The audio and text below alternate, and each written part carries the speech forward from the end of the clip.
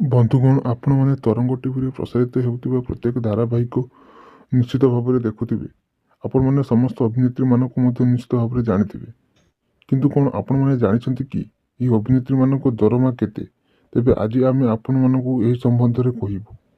ଆସନ୍ତୁ ଏହି ସମ୍ବନ୍ଧରେ ବିସ୍ତାର ରୂପରେ ଜାଣିବା। ପ୍ରଥମତଃ ରହିଛନ୍ତି ଏହି ଲିଷ୍ଟରେ ପ୍ରଥମ ସ୍ଥାନରେ ଅଛନ୍ତି ଗୌରୀ, ଯେ ଗୌରୀ ଧାରାବାହିକରେ ଦମଦାର ଅଭିନୟ କରୁଛନ୍ତି। ସେ ଗୋଟିଏ ଏପିସୋଡ୍ ପାଇଁ 5,500 ଟଙ୍କା ନେଇଥାନ୍ତି।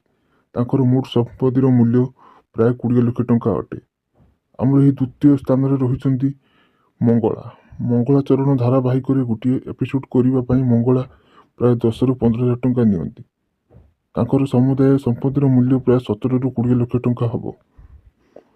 ଆମର ଏହି ଲିଷ୍ଟରେ ତୃତୀୟ ସ୍ଥାନରେ ଅଛନ୍ତି ଇତି। ସିନ୍ଦୁରର ଅଧିକାର ଧାରାବାହିକରେ ଗୋଟିଏ ଏପିସୋଡ୍ କରିବା ପାଇଁ ଇତି 17ରୁ 20,000 ଟଙ୍କା ନିଅନ୍ତି। ତାଙ୍କ ସମୁଦାୟ ସମ୍ପତ୍ତିର ମୂଲ୍ୟ 25 ଲକ୍ଷ ଟଙ୍କା ଅଟେ। ଆମର ଏହି ଲିଷ୍ଟର ଚତୁର୍ଥ ସ୍ଥାନରେ ଅଛନ୍ତି ରୁଦ୍ରି। ମାୟା ଧାରାବାହିକର ଗୋଟିଏ ଏପିସୋଡ୍ କରିବା ପାଇଁ ରୁଦ୍ରି 20ରୁ 25,000 ଟଙ୍କା ନିଅନ୍ତି। ତାଙ୍କର ସମୁଦାୟ ସମ୍ପତ୍ତିର ମୂଲ୍ୟ ପ୍ରାୟ 35 ଲକ୍ଷରୁ 40 ଲକ୍ଷ ଟଙ୍କା ହେବ। ଆମର ଏହି ଲିଷ୍ଟର ପଞ୍ଚମ ସ୍ଥାନରେ ଅଛନ୍ତି ତାରିଣୀ। ତାରିଣୀ ଆଖିର ଧାରାବାହିକରେ ଗୋଟିଏ ଏପିସୋଡ୍ କରିବା ପାଇଁ ତାରିଣୀ 25ରୁ 30,000 ଟଙ୍କା ନିଅନ୍ତି। ତାଙ୍କର ସମୁଦାୟ ସମ୍ପତ୍ତିର ମୂଲ୍ୟ ପ୍ରାୟ 35 ଲକ୍ଷରୁ 40 ଲକ୍ଷ ଟଙ୍କା ହେବ। ଆମର ଏହି ଲିଷ୍ଟର ଷଷ୍ଠ ସ୍ଥାନରେ ଅଛନ୍ତି ଶ୍ରଦ୍ଧା। କୁଆଁରୀ ବୋହୂ ଧାରାବାହିକର ଗୋଟିଏ ଏପିସୋଡ୍ କରିବା ପାଇଁ 35,000 ଟଙ୍କା ନିଅନ୍ତି।